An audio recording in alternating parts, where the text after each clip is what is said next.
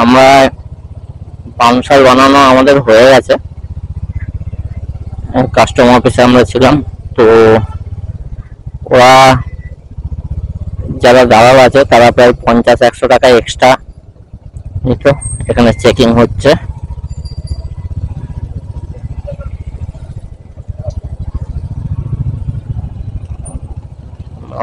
এখানে চেকিং হবে,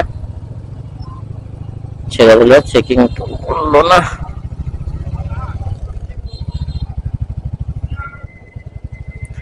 currency exchange করতে হবে, 1.57 করে কারেন্সি এক্সচেঞ্জ করাচ্ছে।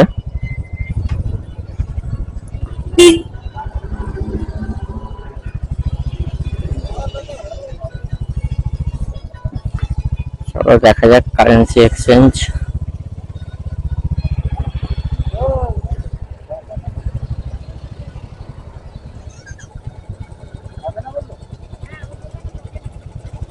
ওইখানে ঢুকলো তো।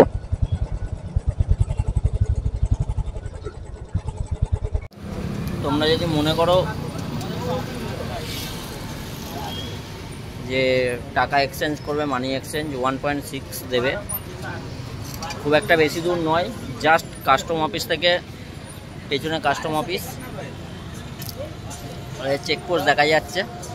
এখানে এসে এসব প্রিয়া সাপ্লাই, এখানে সিম কার্ডও পেয়ে যাবে অল্প রেঞ্জে, 1.6 করেই দিচ্ছে। এই যে নেপাল এন্টার গেটটা দেখতেই পাচ্ছ, চাপ নেই, জাস্ট এরকম সোজা এসে কেশব প্রিয়া সাপ্লাইয়ে তোমরা আসবে। এবং কেশব প্রিয়া সাপ্লাই, মুন্নাদা, দাদা হচ্ছে মুন্নাদা। তো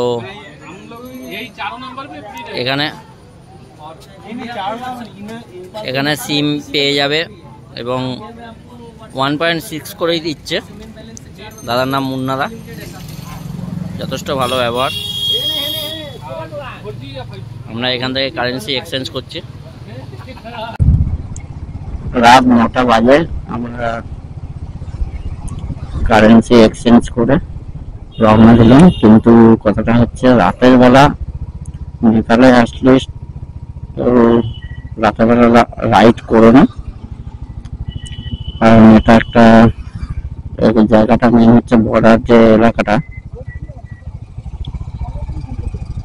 বর্ডার এলাকাটা খুব একটা ভালো নয় সেই হিসাবে। এবং কারেন্সি যখন এক্সচেঞ্জ করবে অবশ্যই খুব সিকিউর ভাবে তোমরা এক্সচেঞ্জ করবে। এবং কেউ যদি তোমাদের সাপোজ হয়তো বাথরুমে যাবে বা এরকম কিছু, কেউ একজন হয়তো বলবে যে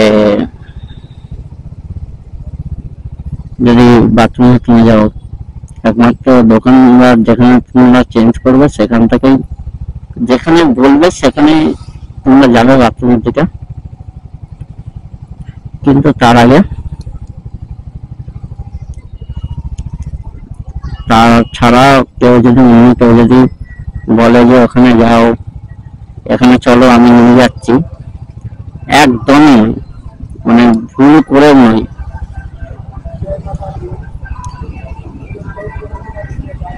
কারণ খুব একটা ভালো জায়গা নয়, ঠিক আছে, প্রচুর ছিনতাই টাইপ হয়।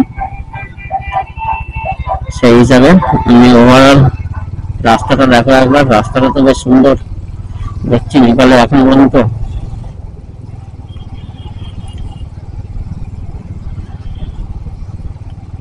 দেখি কতটা কি আর হেলে অব্দি যাবো ভাবছি।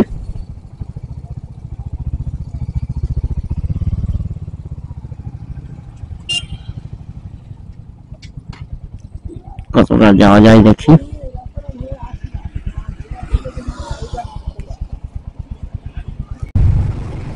দেখতে দেখতে তোমাদের এই ছোট্ট ভাইটা নেপালের রাস্তায় রাইড করছে, ও তাও আবার রাতে। এখনো পর্যন্ত পাহাড় এখনো দেখা যায়নি, বাট পাহাড় খুব শিগগিরই আমরা পেয়ে যাব। মোটামুটি 20-30 কিলোমিটার গেলে আশা করি পাহাড় দর্শন পেয়ে যাব। আমরা আজ নাইটে যাবো হেতুয়াতে, তো ওইখান থেকে পুকুরা যাওয়ার প্ল্যান হচ্ছে। তো আপাতত আজকে হেতুয়া পৌঁছায়, ওখানে হোটেল নিয়ে এখনো পর্যন্ত অ্যাকচুয়ালি পুকুরা এখান থেকে প্রায় 6 ঘন্টা 13 মিনিটের রাস্তা, 247 রাস্তা আছে। তো পুকুরা তো যাওয়া পসিবল নয় রাতের বেলা, তো যার জন্য আমরা হেতুয়াতে থাকবো সেই প্ল্যানই করেছি। তো হেতুয়ায় গিয়ে একটা হোটেল আমাদের নিতে হবে, তারপরে প্ল্যান রাতের বেলা করবো আমরা বসে, কি করা যায় না যায় পুরো প্ল্যানটাই আমরা সেট করবো রাতের বেলা।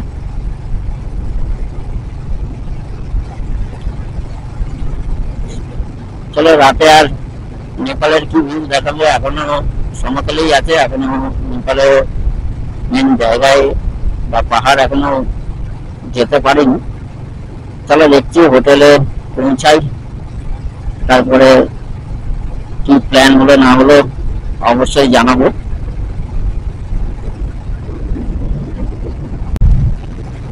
আমরা জাস্ট বর্ডার ক্রস করে যে রাস্তাটা দিয়ে রাত্রেবেলা যাচ্ছি, এটা একটা ন্যাশনাল পার্ক লেখা যায়, ঠিক গাড়ি স্পিড ছিল এবং লাইটটা ঠিক পেলো না বলে যার জন্য আমি ঠিক বলতে পারলাম না এটা কি। তো প্লিজ তোমাদের যদি জানা থাকে অবশ্যই কমেন্ট করে জানাবে এটা কি ন্যাশনাল পার্ক।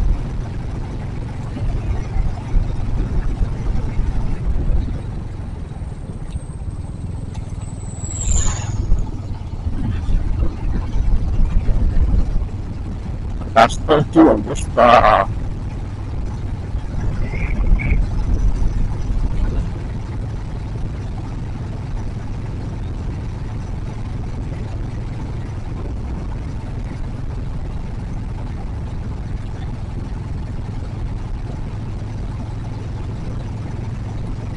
ঠান্ডা তো বেশ ভালোই লাগছে,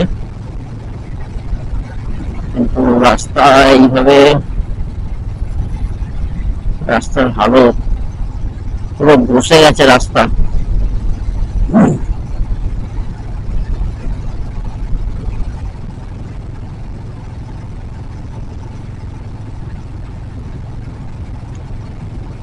কিছু দেখা যাচ্ছে না সামনেটা।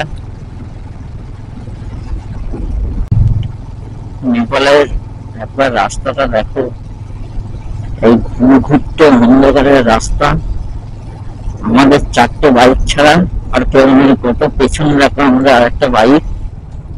আমাকে এখনো পর্যন্ত 10 কিলোমিটার যেতে হবে। আমরা প্ল্যান করলাম আমরা হেদুয়াতে স্টে করব,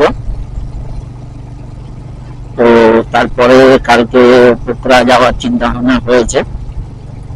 তো আমি জাস্ট এটাই বলছি, রাস্তা পাকা রাস্তা ঠিক আছে, এতে কোনো প্রবলেম নেই, কিন্তু রাস্তা এত উঁচু নিচু, মানে মাজাগুলো ধরে যাবে এরকম ব্যাপার।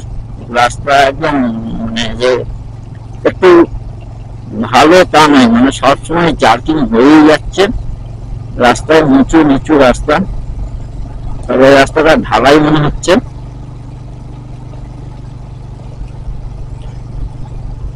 আমার পাহাড়ে আমরা উঠে পড়েছি, একবার দেখো রাস্তাটা বুঝতেই পারছি আমার গাড়ি যে যাচ্ছে।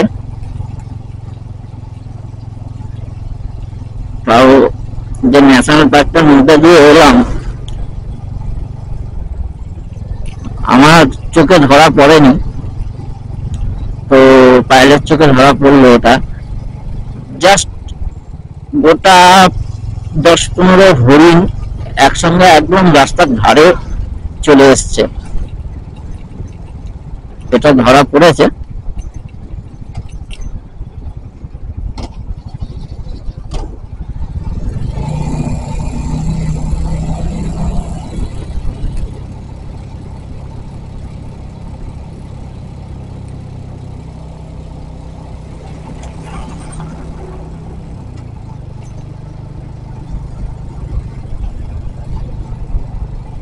ওভারঅল ভালো, বেশ এখনো পর্যন্ত খুব সুন্দর ফিল আসছে।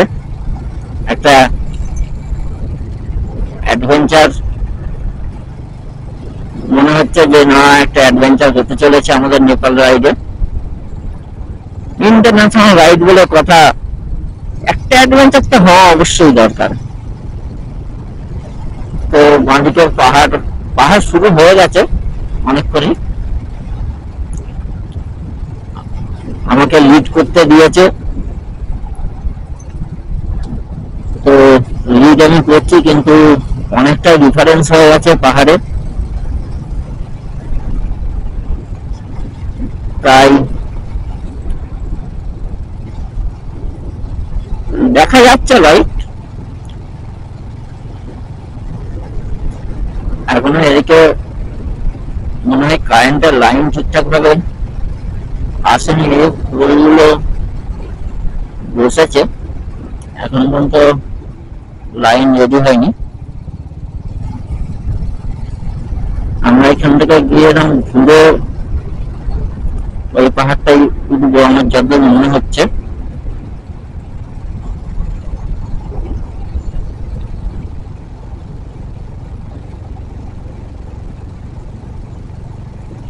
দেখা যাক কোথায় যাই। চলে আসছে আরো একটা জঙ্গলের মধ্যে দিয়ে, মনে হচ্ছে আমরা যেতে হবে।